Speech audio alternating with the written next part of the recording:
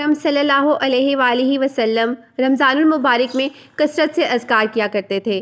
یہ اتنی ایزی عبادت ہے کہ آپ اس کو چلتے پھرتے، کچن میں، سفر میں، سواری پہ ہوں، راستے میں ہوں، کہیں پہ بھی آرام سے، کبھی دل سے، کبھی اونچی آواز میں، کبھی نرمی سے ادا کر سکتے ہیں۔ رمضان گولز میں ہم اپنا ایک یہ گول بھی بنا لیتے ہیں کہ اس رمضان انشاءاللہ تعالی ہم ذکر اذکار کثرت سے کریں گے اور ان کو اپنی عادت اور اپنے معمول میں شامل کر لیں گے اور اپنے بچوں کو بھی ذکر اذکار کا ابھی سے عادی بنا لیں گے انشاءاللہ۔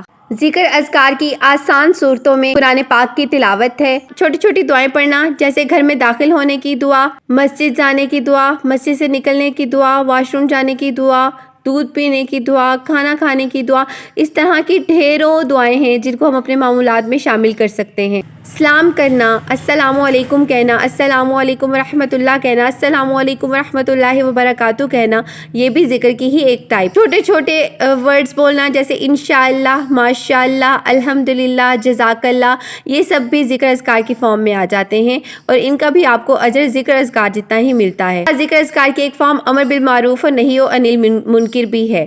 آئیں اس رمضان ہم ذکر اذکار کو اپنے معمولات میں شامل کر لیتے ہیں۔ ان میں سے کچھ اذکار ایسے ہیں جو آپ کسی بھی حالت میں کر سکتے ہیں، وضو نہ بھی ہو تو کر سکتے ہیں، اٹھتے بیٹھتے جاگتے، ادھر ادھر چلتے پھرتے، سواری میں، کچن میں کام کرتے ہوئے بھی آپ ان اذکار کو فالو کر سکتے ہیں۔ قرآن پاک میں کثرت سے ذکر کرنے کا حکم ہے۔ سورہ بقرہ کی آیت نمبر 152 میں تم میرا ذکر کرو میں تمہارا ذکر کروں گا۔ کیا اس سے اچھی کوئی چیز ہو سکتی ہے کہ اللہ تعالیٰ ہمارا ذکر کرے؟ یا اس سے اچھا، اس سے خوبصورت لمحہ کوئی اور ہو سکتا ہے کہ اللہ تعالیٰ ہمارا ذکر کریں؟ ہم اللہ تعالیٰ کا ذکر کرتے ہیں تاکہ وہ ہمارا ذکر کرے۔ اس سوچ کے ساتھ آپ ذکر کریں، انشاءاللہ آپ کو ذکر اذکار کرنا کبھی بھی مشکل یا ایک بوجھ نہیں لگے گا اور آپ خوش دلی سے اللہ تعالیٰ کو یاد کریں گے۔ حدیث میں آتا ہے کہ جب بندہ اللہ تعالیٰ کا ذکر کرتا ہے تو اللہ تعالیٰ اس سے بھی زیادہ اچھی مجلس میں اس بندے کا ذکر کرتا ہے، اور وہ مجلس ہوتی ہے، وہ گیدرنگ ہوتی ہے اینجلز کی، فرشتوں۔ امیجن کریں کہ ہمارا ذکر اللہ تعالیٰ فرشتوں کے سامنے کریں، کتنے خوبصورت وہ لمحے ہوں گے۔ تو ذکر اذکار آج سے آپ کو انشاءاللہ برڈن نہیں لگیں گے۔ سورہ بقرہ کی آیت 191 ہے جس میں اللہ تعالیٰ فرماتے ہیں کہ اللہ تعالیٰ کے بندوں کی صفت ہے کہ وہ اللہ تعالیٰ کا ذکر کرتے ہیں، کھڑے بیٹھے اور جب اپنے پہلوؤں پہ لیٹ جاتے ہیں تب بھی اللہ تعالیٰ کا ذکر کرتے ہیں۔ آئیں ہم بھی مومنوں میں شامل ہوتے ہیں جن کی خوبی ہے کہ وہ اللہ تعالیٰ کو ہر وقت یاد کرتے ہیں۔ اس رمضان ہم اپنے گولز میں یہ بھی ایڈ کر لیتے ہیں کہ ہم ذکر و اذکار کو اپنا ہر لمحے کا معمول بنا لیں گے انشاءاللہ۔ حدیث قدسی ہے، آپ صلی اللہ علیہ وآلہ وسلم نے فرمایا، اللہ تعالیٰ فرماتے ہیں کہ میں اپنے بندے کے ساتھ ہوتا ہوں جب وہ میرا ذکر کرتا ہے۔ اللہ تعالیٰ کا قرب حاصل کرنے کا بہت ہی آسان طریقہ ہے۔ آپ جاب پہ ہوں، آپ ہاؤس وائف ہوں، کچن میں ہوں، آپ راستے میں ہوں، سفر کر رہی ہوں، کسی بھی حالت میں آپ دل میں اللہ تعالیٰ کو ہمیشہ یاد رکھیں۔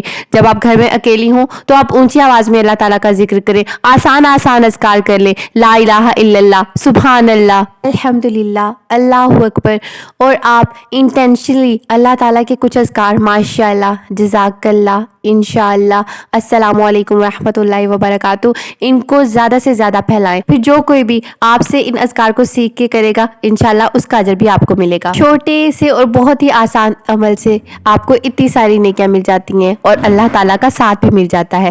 اس سے زیادہ سستا سودا اور کیا ہوگا۔ سورہ آل عمران کی آیت نمبر 41 ہے، اے نبی کثرت سے ذکر کرو اپنے رب کا اور صبح اور شام اس کی تسبیح بیان کرو۔ اس رمضان ہم اپنا ایک گول طے کر لیتے ہیں کہ انشاءاللہ تعالی ہم صبح اور شام کے تمام اذکار کو زبانی یاد کریں گے انشاءاللہ۔ سب سے افضل ذکر لا الہ الا اللہ ہے، بہت آسان ہے، بہت آسان ہے، ہم اسی ذکر کو ہر وقت کے لیے اپنا لیتے ہیں۔ صلی اللہ علیہ وآلہ وسلم کی ایک دعا تھی جس کا مفہوم کچھ اس طرح سے ہے، اے اللہ مجھے ایسی زبان دے جو کثرت سے ذکر کرے۔ ہم اس دعا کو بھی اپنے معمولات میں شامل کر لیتے ہیں اور ذکر اذکار کو اپنا لیتے ہیں انشاءاللہ۔ اس کے ہمیں بہت سارے فائدے ہوں گے۔ سب سے مین فائدہ دل کا سکون حاصل ہوگا، اللہ تعالیٰ کا قرب حاصل ہوگا اور ہم گناہوں سے بھی دور رہیں گے۔ مسند احمد کی روایت ہے، رسول اللہ صلی اللہ علیہ وآلہ وسلم نے فرمایا، اللہ تعالیٰ کے غضب سے بچانے کے لیے اللہ تعالیٰ کے ذکر سے بڑھ کر کوئی عمل نہیں۔ صحابہ کرام نے عرض کیا، یا رسول اللہ، کیا جہاد فی سبیل اللہ بھی نہیں؟ تو رسول اللہ صلی اللہ علیہ وآلہ وسلم نے فرمایا، نہیں، الا یہ کہ تم جہاد کرو یہاں تک کہ تمہارا دشمن تمہیں مارے، تمہاری تلوار ٹوٹ جائے، اور یہ عمل 3 بار ہو تو تم اللہ تعالیٰ کے غضب سے بچ جاؤ گے۔ اللہ تعالیٰ کو یاد کرنے کی اہمیت اس سے بڑھ کر کیا ہو سکتی ہے؟ اللہ تعالیٰ ہمیں توفیق دیں کہ ہماری زبان ہر وقت اللہ تعالیٰ کے ذکر اذکار سے تر رہے، آمین۔ السلام علیکم ورحمۃ اللہ وبرکاتہ۔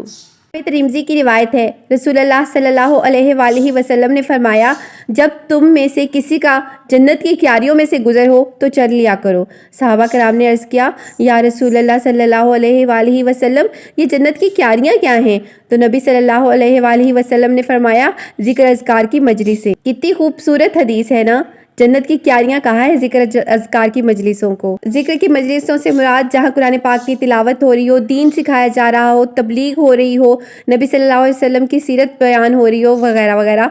بہت سارے سورسز ہمیں ان مجلسوں کے فارم میں مل سکتے ہیں۔ اللہ تعالیٰ ہمیں توفیق دیں کہ ہم اپنے گھر میں یہ ذکر اذکار کی مجلسیں رکھ سکیں، اور جہاں بھی ہمیں کبھی موقع ملے ان ذکر اذکار کی مجلسوں کو ضرور اٹینڈ کر سکیں، آمین ثم آمین۔ سنن ابن ماجہ میں روایت ہے، رسول اللہ صلی اللہ علیہ وآلہ وسلم نے فرمایا، کیا میں تمہیں وہ عمل نہ بتا دوں جو تمہارے اعمال میں سب سے اچھا ہے، اللہ کے قریب سب سے اعلیٰ اور عمدہ ہے، درجات بلند کرتا ہے، تمہارے لیے سونا چاندی اکٹھا کرنے سے بھی زیادہ عرفہ ہے، دشمنوں سے مٹ پیٹ سے بھی زیادہ اچھا ہے۔ پوچھا گیا کہ یہ کون سا عمل ہے؟ تو رسول اللہ صلی اللہ علیہ وآلہ وسلم نے فرمایا، اللہ تعالیٰ کا ذکر۔